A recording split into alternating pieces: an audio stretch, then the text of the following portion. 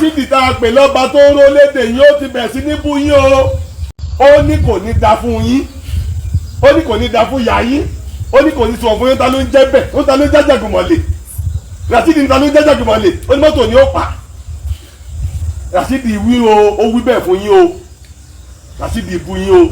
Ó bú Ọ̀rúnmìlà o tẹ́ ẹ bá múlẹ̀ o. Ó bú òrìṣà o tẹ́ ẹ fi ṣe irúnmọlẹ̀ rán o. Gbogbo irúnmọlẹ̀ ni Rasheed ti bú oníṣe bíbọ̀ dá òun nìyí.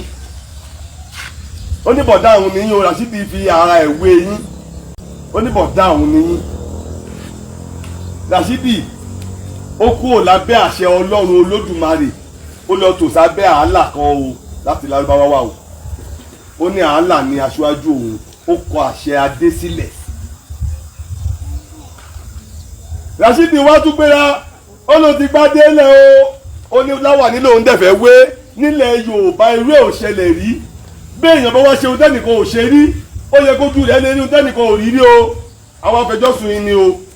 N tá rí lóde Ìwó la mú wá yẹn o. N tá rí ń bẹ̀ la mú wá yìí nígbà tó de Ìwó fẹ́ bàjẹ́ àwọn òsì ń bẹ̀ àdá sí o. Àfẹ́ kó bàjẹ́ la ṣe wá fẹjọ́sùn yín o. Rasheed fẹ́ bà òde Ìwó jẹ́ la wá rojọ́ fún yín o. Bí ìjìyà kan bá tọ́ tó de Ìwó ẹ má jẹ́ kí oníṣẹ̀ṣe ó jẹnú ẹ̀ o.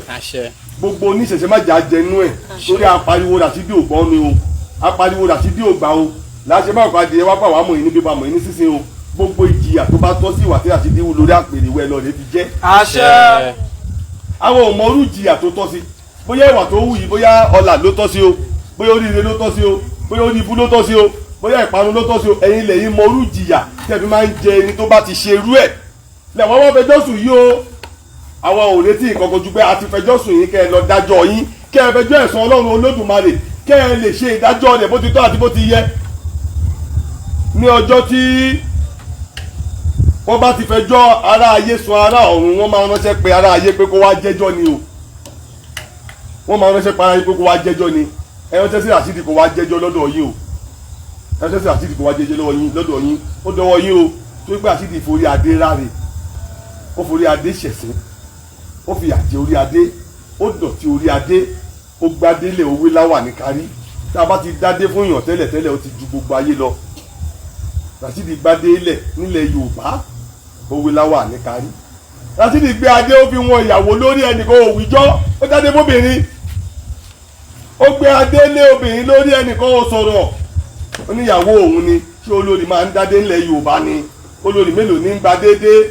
Rasheed ṣe díẹ̀ o ó dádé fóbìnrin sí fún ìyàwó láàfin a ò wíjọ́ gbogbo ẹjọ́ ìlàkọ̀ papọ̀ làwọn sọ fún ìyẹn irúnmọlẹ̀ o ó dọwọ́ yín o òòṣà tí ń tẹ́ríwo lọ́tún ọ̀rọ̀ rẹ o ọ̀rẹ́ rẹ̀ lọ́sì ọ̀rọ̀ rẹ o oṣù gàgàgà aláwọ̀ àárín ọ̀rọ̀ rẹ o ó dọwọ́ yín o ó dọwọ́ yín o dọwọ́ yín o amóbìwá o amadi àwọn arojọ́ ìfún yín o Rasheed ọba Olú Ìwó Rasheed ọba Olú Ìwó ó ti bà àpèrè ọba jẹ́ o ó ní kí ní jẹ́ òòṣà láàfin ó ní kí ní jẹ́ òòṣà ó lóun ò lè bọ òòṣà ẹnìkan gbọ́dọ̀ bọ òrò nítorí òun ò fẹ́ gbọ́ ni pé ẹnìkan fẹ́ bọ òòṣà tẹ́ ẹ bá ti bọ òòṣà ó ní kò sí wàhálà ó ní kó má bọ gbogbo òòṣà tẹ́ fi sílẹ̀ láyé mọ́ o ó ní eégún ilé gbọ́dọ̀ jẹun mọ́ olóòṣà gbọ́dọ̀ jẹun mọ́ lóun ò fẹ́ gbọ́ ó ní wọn gbọ́dọ̀ gbé bọ́sọ́tà mẹ́ta Rasheed dé bá gbé bọ́sọ́tà mẹ́ta ó ní kó ń olúwa ẹ̀ Rasheed Olú Ìwó ó ní kó má fẹ́ lẹ́yẹ ló ń jẹ mọ́ o ó ní kó má gbé bọ́ fẹ́ yẹn lẹ́yẹ o ó ní ẹlẹ́yẹ ò gbọ́dọ̀ jẹun mọ́ ó ní kó fi payín ó lébi ní ó payín kú Rasheed ló sọ bẹ́ẹ̀ o Rasheed Olú Ìwó lébi ní pàkájá kó lébi ní ó payín kú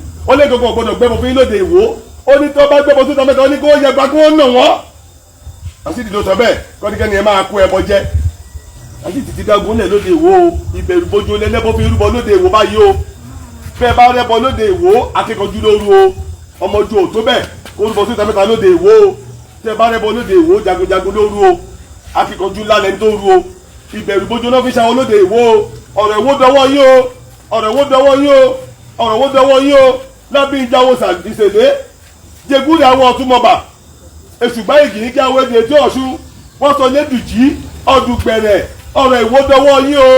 Mr. Faleke awúrelàyẹ ó mú adìẹ ààyè ó mú lọ sídìí òòṣà kí ló lọ ṣe ń bẹ̀ wọ́n lọ rìpọ́ọ̀tù bàbá wa Olúwo. Mr. Faleke ìmọ̀ràn mi àkọ́kọ́ nù sọ fáwọn èèyàn pé street ló ń ṣe enínú. Ìmọ̀ràn mi ẹlẹ́ẹ̀kejì ìdí tó fi sọ fáwọn èèyàn pé street ni òun ni wípé gbogbo àwọn ẹlẹ́bọ náà kọ́ ni wọn ò lè ronú jinlẹ̀ o a rí ẹni tó bá ní exposure nù wọn tàbẹ́ni tó bá ti ń farabalẹ̀ gbọ́ àlàyé táwọn àfáà ẹ̀sìn ń sọ tàbẹ́ni tó bá farabalẹ̀ gbọ́ philosophy yé tàbẹ́ni tó bá farabalẹ̀ gbọ́ psychology yé Mr. Faleke yóò lè díẹ̀ o láti sọ fún ẹni bẹ́ẹ̀ pé kìí ṣe skit ló ń ṣe kẹ́ ẹ má máa lose àwọn èèyàn o torí àmọ́ lose àwọn ọlọ́gbọ́n báyẹn ìdí tí mo fi kọ́kọ́ mú mọ̀ràn wá nù ẹ máa lose àwọn ọlọ́gbọ́n àárín yín o ẹni tó bá gbọ́n láàrin yín tí ó ti gbọ́ ọ̀rọ̀ lẹ́nu àwọn àfáà ẹ̀sìn ẹni tó bá gbọ́n láàrin yín tó ti gbọ́ ọ̀rọ̀ nínú ìmọ̀ tó kàn kọ́ ní philosophy tí philosophy bá yé dáadáa yóò tún jòkòjò pé bó lè yóò ṣe gbẹ́jọ́ lọ report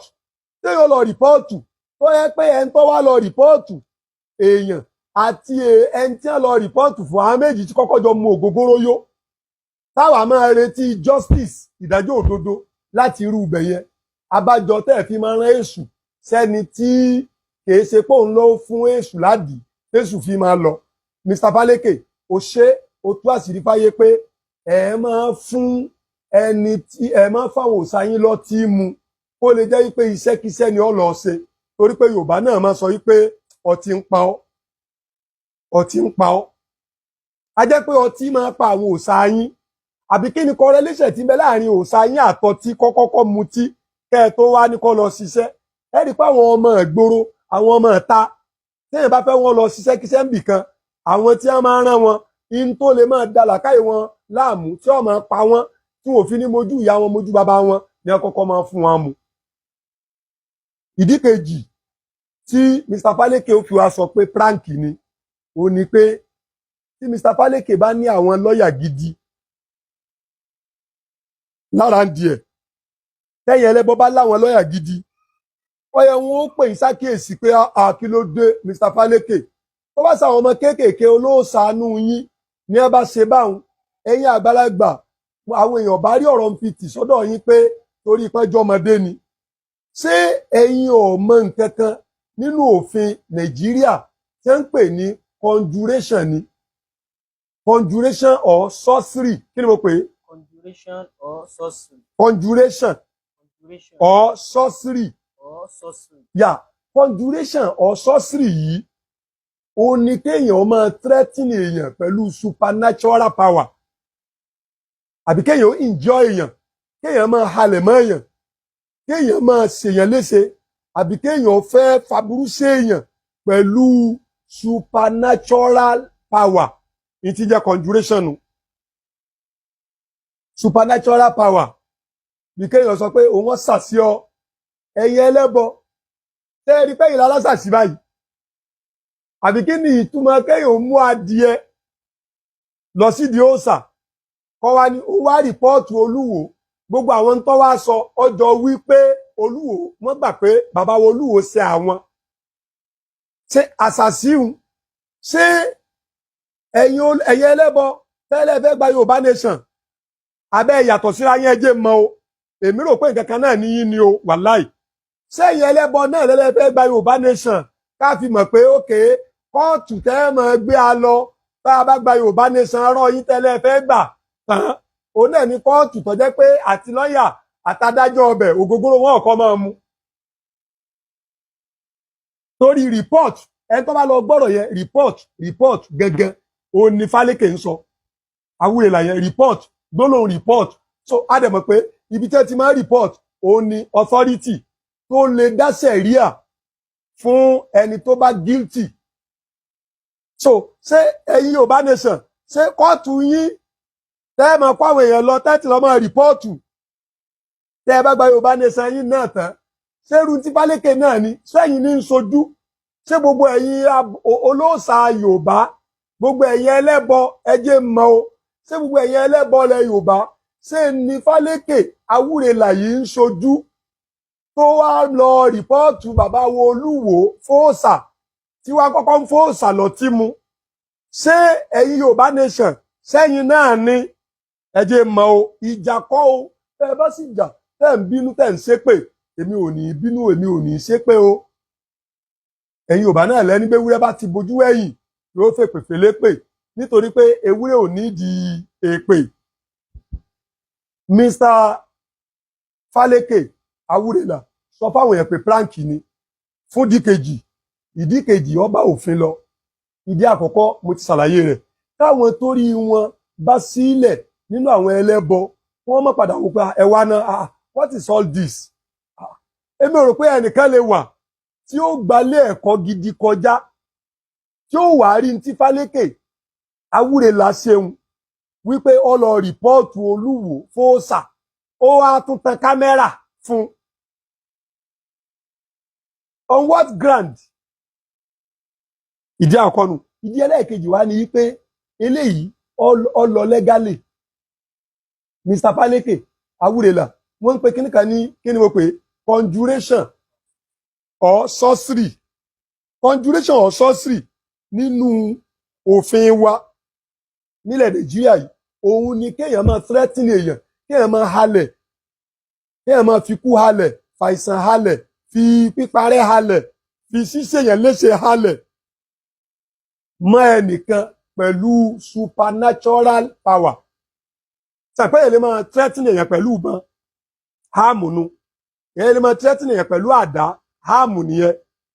Èèyàn lè máa threaten èèyàn pẹ̀lú àwọn nǹkan tó yẹ pé naturally tí wọ́n bá tìlú yàn ó máa ṣèyàn léṣe bí kùmọ̀, àdá, ọ̀bẹ, jígà, ìbọn, òkúta, gbogbo yẹn bọ́ǹbù threatening náà ni ṣùgbọ́n pẹ̀lú háàmù nìyẹn.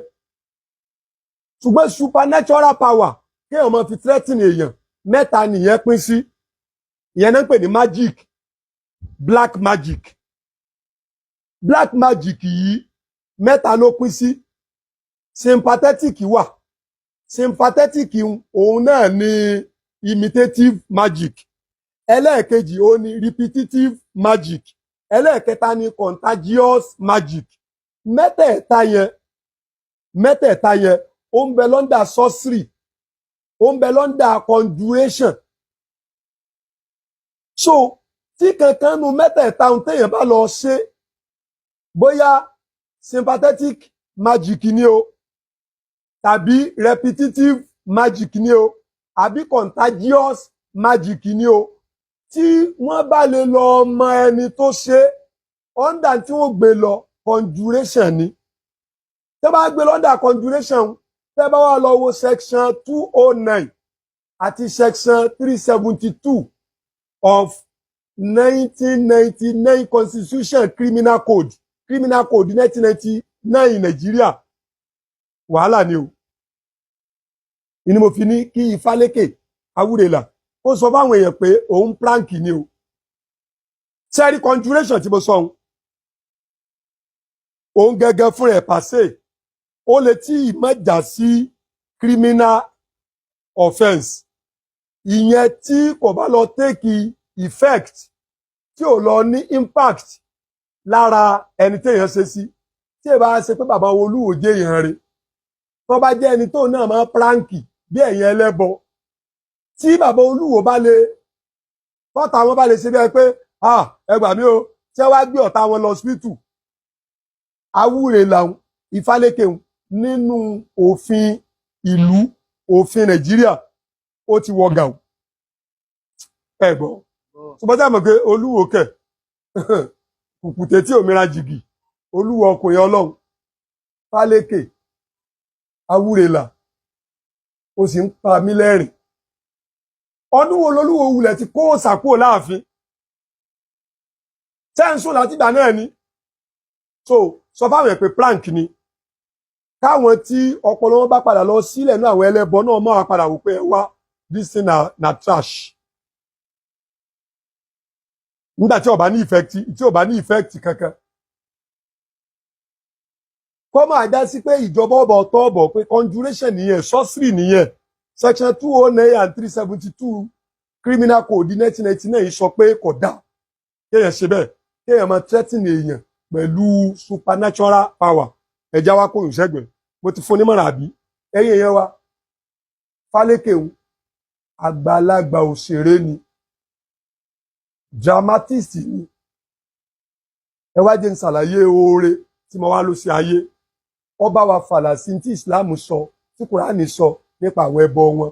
ẹ̀yin tẹ́ bá lọ wo nǹkan yẹn ẹ rí wípé ó ń sọ̀rọ̀ ó ń làágùn ó ń kala ó ń fẹ̀hónú hàn ó wá ń sọ jáde lẹ́nu wípé ẹ̀yin òòṣà Olúwo ló ní ẹ má jẹun mọ́ o Olúwo ló gbóúnjẹ lẹ́nu yín o Kùránì sì sọ wípé ẹni tí àwọn nǹkan tẹ́ ẹ kó jọ yìí wọn láǹfààní kankan tí wọ́n lè ṣe yín sẹ́ni tí wọ́n gbóúnjẹ lẹ́nu rẹ̀ gangan sọ́wọ́ alẹ́ fẹ́ lómi ló ń jẹ báwọn bá mú Kùránì kí ni má fi falẹ̀ ọ̀ya Kùránì kí kọ́kọ́ ni Kùránì 19 verse 36 bá ń tẹ́ bẹ̀ tẹ́ fi rí ẹ̀yin mùsùlùmí àgbáyé lápapọ̀ ni mo fi ní ẹ má jà ọ̀rọ̀ àwa àtàwọn ẹlẹ́bọ yóò ní ìdìjà o wàláhì ọ̀rọ̀ wa ò ní ìdìjà oore làwọn ẹlẹ́bọ yìí ń ṣe wá o wọ́n bá wa fínná mọ́ góòdì wa kó lè jáde dáadáa ni o ìsìláàmù ní góòdì tiwa o Kùránì wulẹ̀ ti sọ tipẹ́tipẹ́ pé ẹ̀yin ẹlẹ́bọ ẹ ṣí làákàyè yín lẹ̀ àwọn tẹ́ ẹ kójọ tẹ́ ń sìn yìí wọn ò wúlò fúnra wọn débi pé wọ́n wúlò fún yín ifaleke awúrelà wàláhì ó lé emphasis lórí ọ̀rọ̀ Kùránì lónìí wípé àwọn nǹkan yìí wọ́n ti gbàjẹ́ lẹ́nu wọn ṣé Ọlọ́run tí wàá gbàjẹ́ lẹ́nu rẹ̀ ṣé wọ́n wá lè wá jẹ fẹ́yìn tẹ́ ń ṣẹbọ báyìí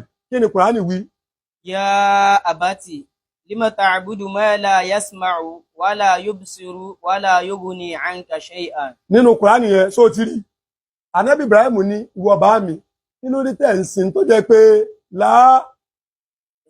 la yasma'u bẹ́ẹ̀ bá sọ̀rọ̀ kò lè gbọ́ wala yubsiru ọkàn ìyájúlẹ̀ báyìí ni kò ríran wala yughni anka shay'an. Kí ló dé tẹ́ ń sìn tí ò lè ṣe yín láǹfààní sẹ́rí pé Fálékè Awúrelà náà sọ bẹ́ẹ̀ wípé ẹ̀yin òòṣà Olúwo ti gbàjẹ́ lẹ́nu yín o a jẹ́ wípé àwọn òòṣà yẹn wọn ò lè ṣe yín láǹfààní jọ wo Kùránì kíni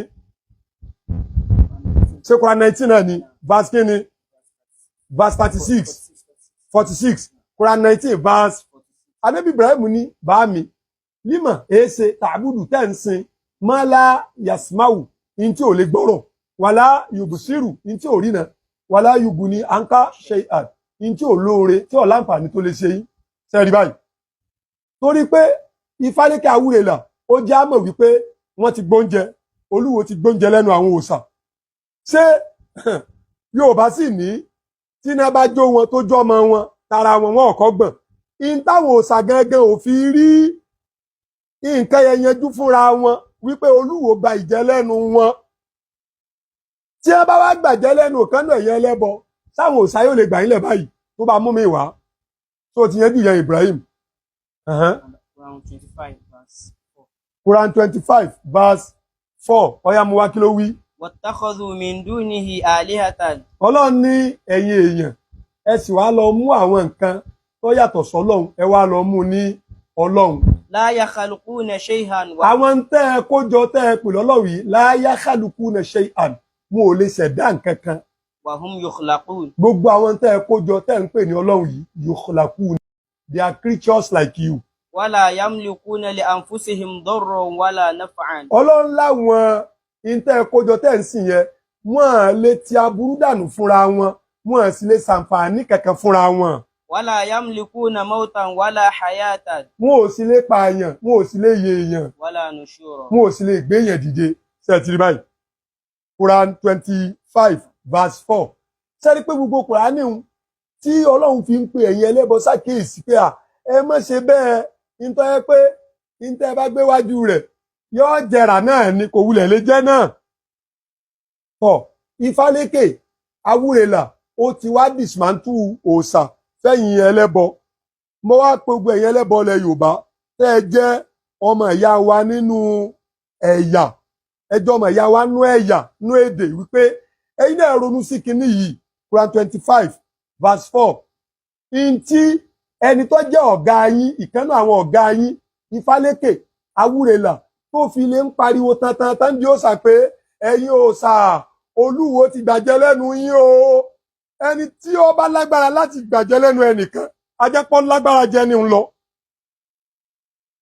Ifálékè Awúrelà wọ́n fẹsẹ̀ ọ̀rọ̀ rẹ̀ rinlẹ̀ wípé Olúwo lágbára jù òòṣà lọ.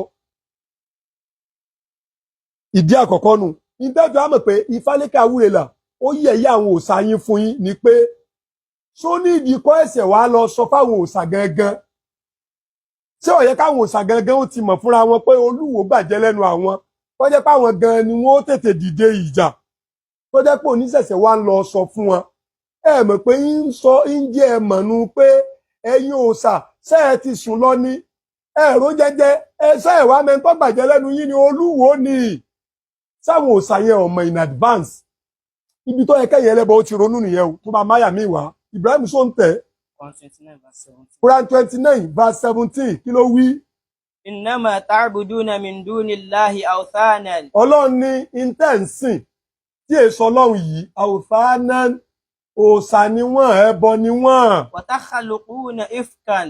Gbogbo ń tẹ̀ ń ṣeun ifkan Ọlọ́run ní fabrication ni irọ́ ni àdórọ́kù irọ́ la wo ebi lẹ́yìn náà fi ní wíwo lẹ́nu awówó ní ló fi jẹ́ pé ń tó pọ̀ jù nínú nǹkan tí ó ní nǹkan ṣe pẹ̀lú ẹ̀yin olóòṣà tí ó bá jẹ́ òru yóò jẹ́nu òkùnkùn tí ó bá jẹ́nu òkùnkùn yóò jẹ́nu igbó tó jẹ́ pé kò ní dùn ún lọ fáwọn èèyàn láti lọ wò pé kí ló ń ṣẹlẹ̀ ńbẹ̀ yẹn yóò jẹ́ bí kọ́lọ́fín yóò jẹ́nu igbó yóò jẹ́nu igbó yóò jẹ́ òkùnkùn yóò dóoru ní fanẹ́bẹ̀ gbogbo wọ́nàwọ́nà ní máa wà ń bẹ̀. Quran 29 verse 17. Innal ladhina ta'buduna min dunillahi. Gbogbo àwọn tẹ́ ń sìn tó yàtọ̀ sọ́lọ́run yẹn. La yamlikuna lakum rizqan. Ọlọ́run ní wọn ò lè fún yín lóúnjẹ ọya dúró ń bẹ̀ wọn. La yamlikuna lakum rizqan wọn ò lè fún yín mọ́tò. La yamlikuna lakum rizqan wọn ò lè fún yín lálàáfíà. La yamlikuna lakum rizqan wọn ò lè kọ́lé fún yín. Yamlikuna lakum rizqan. Wọn ò lè fún yín lóúnjẹ kankan. Ṣé ẹ ti rí báyìí? Ìtẹ́ẹ̀fì wa mọ̀ pé òótọ́ ni ifaleke awúrelà ṣé Quran tanka náà ni.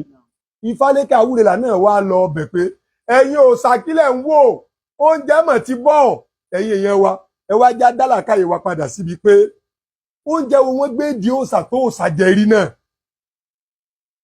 Ifaleke awúrelà ń sọ ni pé ohun táwọn fi ń disguise yìí jẹun Olúwo ti gbé gbàdẹ́bò míì máwọn lọ́wọ́ ṣé èrè tẹ́ ẹ fi amọ̀ mọ́ àbí tẹ́ ẹ fi gbígbẹ́ àbí irin tẹ́ ẹ fi gbẹ́ ṣé yóò jẹun ni Ifaleke awúrelà between me and you let us be realistic eléyìí sọ̀rọ̀ kínní ọ̀rọ̀ pé gẹ́gẹ́ bíi pé Ọlọ́run dá wa kọ̀ wá sí wa lẹ́ranko ó fún wa làákàyè yẹ ká lè ronú